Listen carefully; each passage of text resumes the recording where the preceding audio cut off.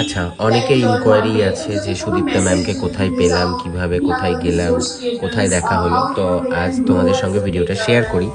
আমি এর আগে ভিডিওটা শেয়ার করেছি কিন্তু ভয়েস ওভার দেওয়া হয়নি।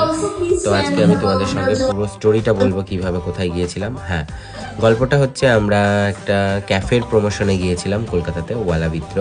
তো সেখানে সাডেনলি সুদীপ্তা ম্যাম আর প্রান্তিকা ম্যাম আসে। এতদিন যাদেরকে সবসময় সিরিয়ালের পর্দায় দেখি টিভিতে, তাদেরকে সামনাসামনি দেখার সৌভাগ্য হয়ে গেল। যাই হোক, এখানে অনেক ফুড ব্লগার বা ইউটিউবার, অনেক কন্টেন্ট ক্রিয়েটার ছিল যারা তাদের কন্টেন্ট করছিল। আর তো সেই ফাঁকে আমি সুদীপ্তা ম্যামকে একা পেয়ে একদম সেলফি আর রিলস ভিডিও বানানোর জন্য পুরো একদম টার্গেট নিয়ে রেখেছি, সুদীপ্তা ম্যামের সঙ্গে ভিডিও বানাবো। দেন সুদীপ্তা ম্যাম খলনায়কের পাঠ করলে সত্যি ম্যামের বিহেভিয়ার অসাধারণ। মানে যারা মিশেছে বা কাজ করেছে তারাই জানে। এই যে প্রান্তিকা ম্যামও খুব ভালো, তিনি একজন বড় মাপের অ্যাক্টার্স।